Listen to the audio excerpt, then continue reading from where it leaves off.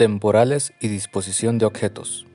Temporales. Una de las mejoras que se puede realizar en el generador de código consiste en asignar una ubicación fija en el registro de activación de cada uno de los temporales. Es decir, vamos a preasignar memoria o un lugar en el registro de activación para cada temporal y luego seremos capaces de guardar y restaurar el temporal sin tener que hacer manipulaciones del puntero de la pila. Entonces, en general, podemos definir una función ntde que calcula un número de temporales necesarios para evaluar la expresión E1 más E2.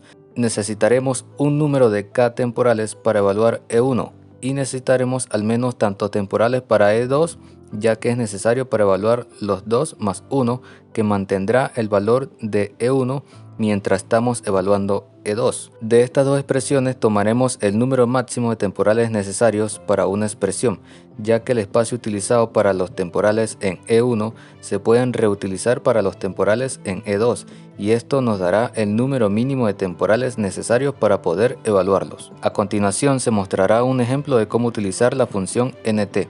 Para una definición de función f de x sub 1 hasta x sub n igual a e, el registro de activación tiene 2 más n más nt de elementos, en el que 2 corresponderá a la dirección de retorno y al puntero de cuadro para n argumentos y nt de ubicaciones para los resultados intermedios. Al realizar la generación de código debemos saber cuántos temporales están en uso. En cada punto, para saber esto necesitaremos un nuevo argumento que almacenará la posición del próximo temporal disponible y utilizaremos como área temporal una pequeña pila de tamaño fijo. A continuación mostraremos un ejemplo. Disposición de objetos. En un lenguaje de herencia única, una clase solo puede heredar de una única superclase. Para dichos lenguajes, los campos en un objeto pueden simplemente distribuirse secuencialmente comenzando por lo de la superclase. Esto significa que un campo declarado en una clase siempre estará en la misma ubicación, sin importar el tipo de instancia del objeto de esa clase.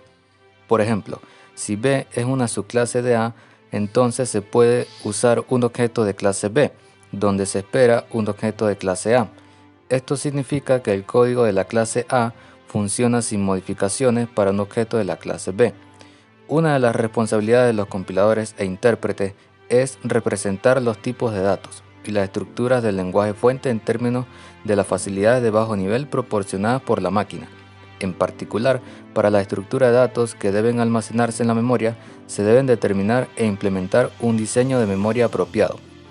Este diseño determina la posición de cada componente de una estructura de datos compuesta en relación con la dirección de inicio del área de memoria que representa esta estructura, por lo que los objetos se disponen en la memoria de manera contigua, en donde cada atributo almacenado se realiza en un desplazamiento fijo en el objeto, dando como resultado de que el atributo estará en el mismo lugar en todo el objeto de esa clase. Cuando se invoca un método, el objeto es propio y los campos son los atributos del objeto.